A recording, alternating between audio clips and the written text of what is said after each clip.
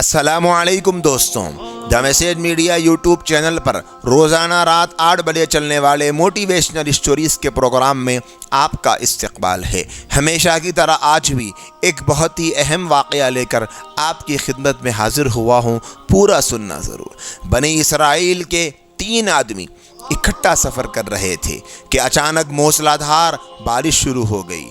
تینوں نے بھاگ کر ایک قریبی پہاڑ کی غار میں پناہ لے لی۔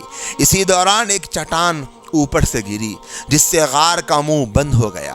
غار کے اندر بہت اندھیرا چھا گیا، سانس گھٹنے لگی، حتیٰ کہ تینوں کو موت سامنے کھڑی نظر آ رہی تھی۔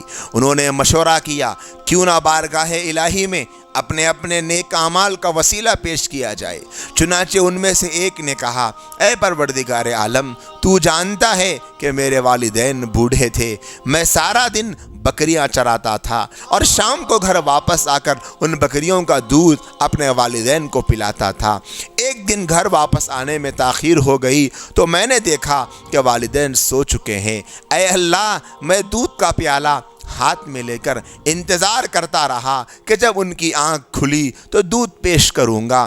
اسی حال میں میری ساری رات گزر گئی۔ اے رب کریم، اگر میرا یہ عمل آپ کی نظر میں مقبول ہے اور میں نے اپنے ماں باپ کی جو خدمت کی، اگر آپ کو یہ پسند آ گئی تو اس کی برکت سے اس چٹان کو دور فرما دیجیے۔ تھوڑی ہی دیر گزری تھی کہ چٹان اپنی جگہ سے تھوڑی سی سرک گئی اور غار کا منہ تھوڑا سا کھل گیا۔ دوسرے شخص نے کہا، اے پروردگار عالم، میں اپنے یہاں ایک مزدور رکھتا تھا اور اس مزدور نے میرے پاس مزدوری کی اور وہ اپنی اجرت لیے بغیر چلا گیا تھا۔ ایک لمبے زمانے کے بعد وہ میرے پاس واپس آیا اور کہنے لگا کہ میں آپ کے پاس اتنے وقت پہلے مزدوری کیا تھا، اس کا بدلہ میں نہیں لے کر گیا تھا، اب مجھے وہ بدلہ چاہیے۔ تو میں نے اسے اشارہ کر کے کہا، دیکھو وہ جو جانور تم دیکھ رہے ہو وہ سب تمہارے ہیں، وہ جو زمین تم دیکھ رہے ہو وہ تمہاری ہے، یہ کھیت جو دیکھ رہے ہو یہ تمہارے ہیں، یہ مویشی دیکھ رہے ہو یہ تمہارے ہیں۔ اس شخص نے کہا کہ کیا تم میرے ساتھ مذاق کر رہے ہو؟ میں نے کہا، نہیں، مذاق نہیں کر رہا ہوں۔ جب تم میرے پاس سے چلے گئے اور اپنی اجرت نہیں لے کر گئے تھے تو میں نے اس اجرت کو اس کام میں لگایا تھا کہ اسی سے میں نے کاروبار کرنا شروع کر دیا تھا، اور وہ کاروبار اتنا بڑھتا چلا گیا کہ جو رقم تم چھوڑ کر چلے گئے تھے، آج اس رقم کے بدلے میں اتنی زیادہ نفع ہوا ہے۔ اتنے جانور اور اتنی زمین اور کھیت جو تم دیکھ رہے ہو یہ تمہارے ہی پیسے کی وجہ سے میں نے اتنا حاصل کیا ہے، یہ سب تمہارا ہے، میں نے میرے لیے اس کو نہیں جمع کیا، یہ سب تمہارے لیے۔ اس شخص نے کہا کہ اے میرے مولا، اگر آپ کو یہ میرا عمل پسند آیا، میں نے صرف آپ کی رضا کے لیے یہ کام کیا تھا، تو آپ اس کی برکت سے چٹان کو ہٹا دیجیے۔ کچھ دیر گزری تھی کہ تھوڑی سی چٹان اور سرک گئی۔ پھر تیسرے شخص نے دعا مانگی، اے میرے اللہ، میری چچازاد بہن ایک مرتبہ میرے پاس آئی تھی، اسے ایسی ضرورت تھی جس کا پورا ہونا اس کے لیے ناگزیر بن گیا تھا۔ میں نے اس کی ضرورت کو پوری کرنے کے بدلے میں اپنی خواہش اور ہوس کو پوری کرنے کا مطالبہ کر دیا۔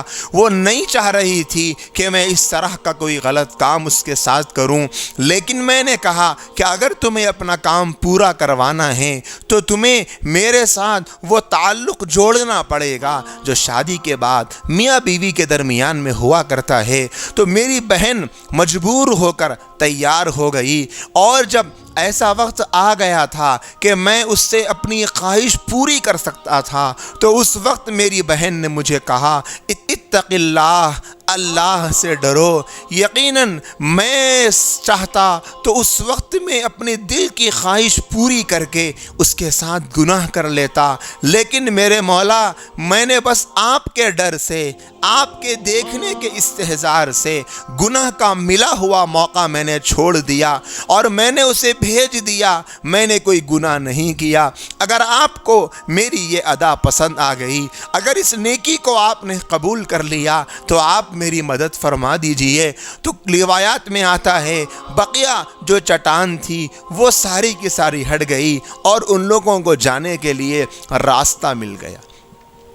دوستوں اور ساتھیوں، یہ بنی اسرائیل کا ایسا واقعہ ہے جو خلاصے کے طور پر آپ کے سامنے پیش کیا گیا۔ تفصیل کے ساتھ، منوان الفاظ کے ساتھ دیکھنا ہو تو بخاری شریف جلد نمبر 1 اور صفحہ نمبر 492 پر یہ واقعہ دیکھنے کو ملے گا انشاءاللہ۔ آج کے اس واقعے سے مجھے آپ کو ایک ایسا سبق ملتا ہے، ہم اس طرح موٹیویٹ ہو جائیں گے کہ ہم کئی نیکیاں کرتے ہیں، ویسے تو ہمیں اپنی کوئی نیکی یاد نہیں رہتی، لیکن جب مصیبت میں پڑتے ہیں تب بھی ہمیں کوئی نیکی یاد نہیں آتی۔ ایک سبق تو یہ ملا کہ ایسی نیکی کرتے رہنا چاہیے کہ مصیبت کے وقت میں اس نیکی کا اللہ کے سامنے ہم حوالہ دے کر کہہ سکیں، میرے مولا یقیناً یہ نیکی اس قابل تو نہیں ہے کہ میں نے جو حق تھا وہ ادا کر دیا ہو، لیکن اس نیکی کا حوالہ دے کر، واسطہ دے کر، وسیلہ دے کر میں اس مصیبت سے چھٹکارا چاہتا ہوں۔ ممکن ہے اللہ پاک اس طرح رحم کر کر معاملے کو آسان فرما دے۔ اور دوسری ایک اہم بات ہمیں یہ سیکھنے کی ہے دوستوں کہ ہم ایسے کئی موقع چھوڑ دیتے ہیں جب ہمیں اللہ نیکی کمانے کا موقع دیتے ہیں۔ جیسے دیکھ لیے نا کہ آج ہمارے پاس صحت ہے،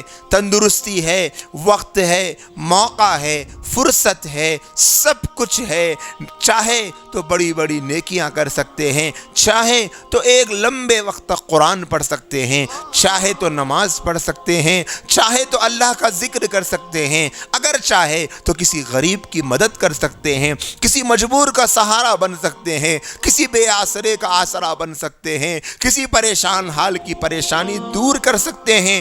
اب اس وقت جو چاہے ہم کر سکتے ہیں، لیکن ہم میں سے کتنے ہیں جو نہیں کرتے، موقع گوا دیتے ہیں، نیکی کا چانس مس کر دیتے ہیں۔ یاد رکھیے گا یہ جو نیکی کا چانس ہے یہ دوبارہ نہیں ملتا، ایک ہی مرتبہ ملتا ہے۔ اس چانس پر ہی ہمیں سب کچھ لوٹ لینا ہے جو ہم لوٹ سکتے ہیں اللہ کی رحمتوں میں سے، اللہ کے فضل میں سے، اللہ کی طرف سے ملنے والی مغفرت میں سے۔ مجھے امید ہے کہ آج کے اس واقعے سے ہم نے یقیناً سیکھ لیا ہوگا کہ ہماری نیکیاں ہماری مصیبتوں میں کام آتی ہے۔ وہ قیامت کے روز تو بڑی مصیبت میں ضرور کام آئے گی، لیکن اس دنیا میں بہت کام آتی ہے۔ بس شرط یہ ہے کہ ہمیں یاد ہو کہ نیکی میں نے کی بھی ہے، اور ہمیں احساس ہو کہ مجھے نیکی کرنا بھی ہے۔ اللہ نے اگر زندگی باقی رکھی تو کل پھر ملیں گے ایک نئے واقعے اور ایک نئے سبق کے ساتھ۔ جب تک کے لیے مجھے اجازت دیجیے۔ السلام علیکم ورحمۃ اللہ وبرکاتہ۔